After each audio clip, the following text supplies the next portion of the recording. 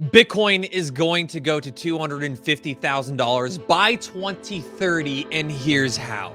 In case you guys missed it, the BRICS Summit of 2024 just took place. And before I get to how they're going to utilize Bitcoin to take over quite literally the entire world, we are going to dive into everything that happened at this event. Now, shout out to Alex Barnicoat here on Twitter. He put together an amazing thread to cover this very story. But BRICS Summit, guys, just finished, and it is blowing a lot of people's minds. Guys, the Indian Prime Minister held a meeting with the new Iranian president to discuss relations with, of course, global affairs. Now, this is incredibly important because India has been supplying Israel with weapons, drones, and the needs to take on, of course, all of the Middle Eastern tensions. This is an enemy against Iran. And the fact that they are meeting together highlights the fact that the BRICS nations as a coalition are becoming stronger.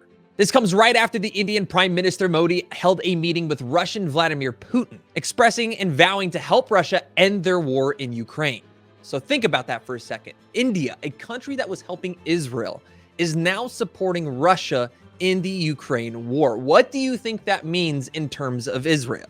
Next up, you have a shocking photo of the BRICS nation as a whole now. A collective that just 4 years ago was less than a third of the size is growing exponentially. Of course, you got Vladimir Putin and Xi Jinping standing right next to each other. And this leads to all of the BRICS nations coming together and condemning Netanyahu. Yes, Israel, guys. Even India is now condemning the very country they've been helping support in the war. The last 4 years along the northern side, of course, China, and the southern side of India. These include skirmishes, but they have officially solved their border crisis, showing the kind of bilateral agreements growing and the strength of this partnership growing between the two nations. And this is a concern because if India and these large countries are coming together, it means that they are moving away from the United States. In this picture to the left is, of course, the Crown Prince of Saudi Arabia meeting with Anthony Blinken. Now, he didn't attend the BRICS Summit here in 2024. My guess, and I'm not a geopolitical expert, but is because of the Middle Eastern tensions rising. The BRICS nations are coming together, and what I'm about to show you guys is going to shock you on what they are developing. And if they successfully develop this means not only are Middle Eastern tensions going to rise, it potentially means we're going to see way more conflicts under the next administration unless we get a president of the United States that wants to focus on peace and diplomacy. Because Iran just became an official member of the BRICS nations.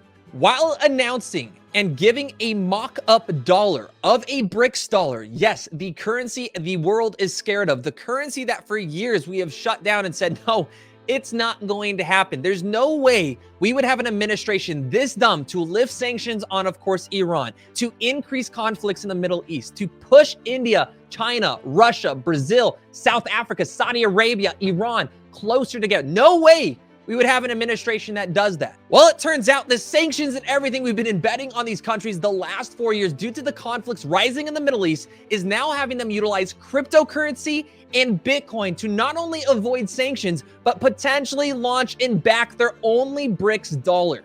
With 13 new members and nations allying to this partnership here, you have Algeria, Belarus, Cuba, Indonesia, Malaysia, Nigeria, Turkey, Uganda, and Uzbekistan.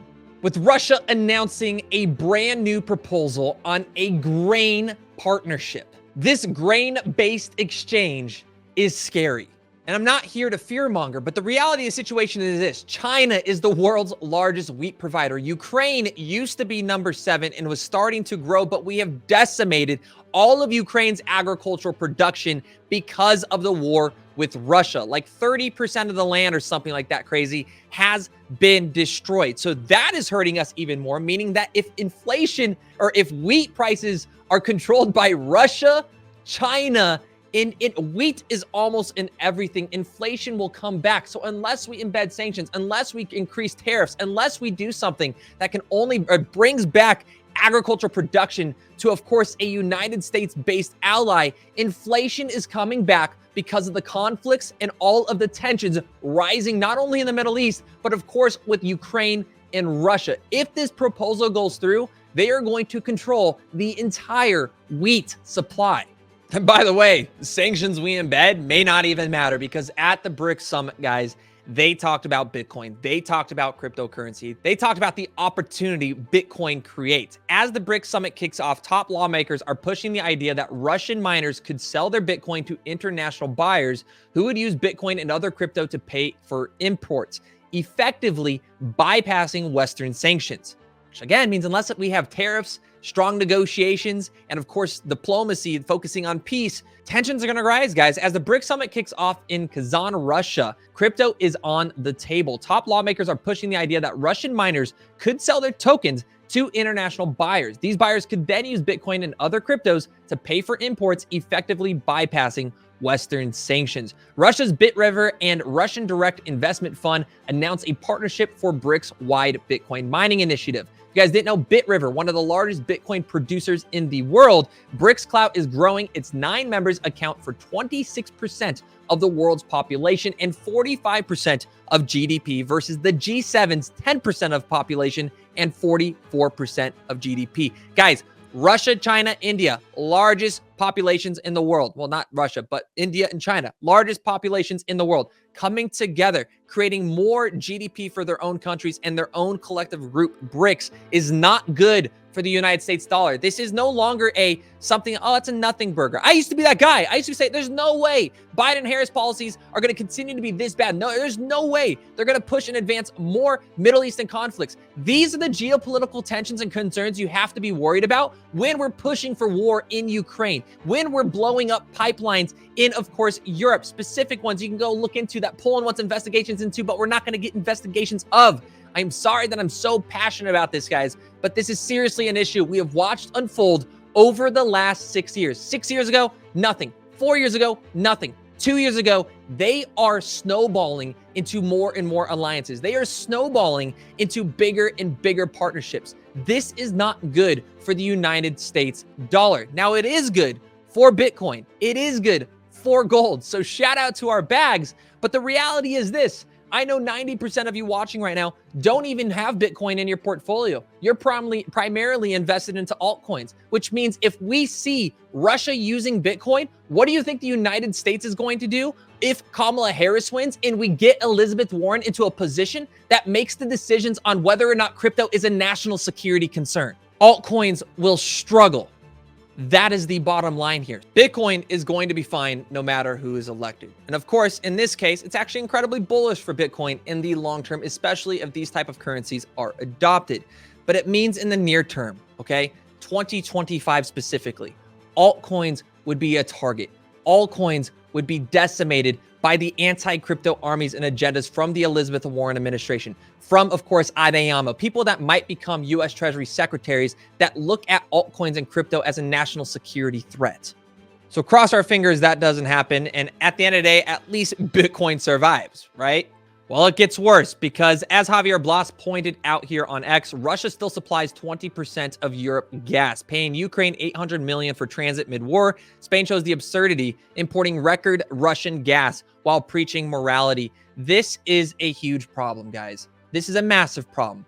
We are at war. Yes, the United States is at war with Russia, essentially. We're the ones financing the entire Ukrainian advancement. Hundreds of billions of dollars coming from U.S. taxpayers are going to Russia, which is still supplying and making money off Europe. We're so against Russia, yet we're funding a war that is still paying. The people in the war with Russia are a part of a collective group in Europe that is still buying gas from Russia. They're profiting off both ends of this, and Russia loves it. When you have like the United States come out, they're like, oh, North Korea coming into the picture here is showing anger, or it's showing weakness from Russia, Vladimir Putin. The longer this war goes on, the stronger the collective gets with BRICS. People need to wake up and realize that. And yes, again, it is bullish for Bitcoin, but I want to be bullish on all of crypto. I want to see crypto thrive. I want to see the end of war. I want to see peace. I want to see international trade expand because of crypto. But it continues on because at the summit here, guys, crypto to facilitate de-dollarization, lawmakers are advocating for the sale of Russian-mined Bitcoin to international buyers. And they talked about central bank digital currencies. CBDCs, guys, this is the world we would live in if we get a Warren administration with Harris. I am just being honest with you. They advocate for central bank digital currencies. Central bank digital currencies are not bullish for the majority of your cryptos. It's going to mean more regulation on on-ramps and off-ramps to offset, of course, the CBDCs built by China and Russia. Although there has been some progress in de-dollarization, BRICS countries still show a higher level of de-dollarization than global average of about 47% for cross-border lending and international debt securities, highlighting the challenges ahead. Of course, here you have, in response, Russia is advancing its mBridge initiative, which uses central bank digital currencies for cross-border payments, potentially reducing the dollar's dominance. So the bottom line is this: Bitcoin is going to crush it over the next 10 years. This is something we should be all dollar cost averaging into. It's why I love trading Bitcoin on a daily basis now. And I am not a Bitcoin maxi. I want tokenization and Web3 to thrive. I want DeFi to thrive. I want borrowing and lending to be much more accessible. I want to open up the quadrillion dollars in derivatives markets and excess capital that is essentially non-existent or, able to be attached to. It's not tangible within these markets to be accessed. This is all beneficial to the globe. This accelerates mankind. This is what gets us to communicate on a larger scale. AI is coming into play, guys. You're going to be able to, in a year, travel anywhere in the world and have an earpiece in and speak in any language. The advancements coming, the international relations coming could be stronger than ever, could be more peaceful than ever.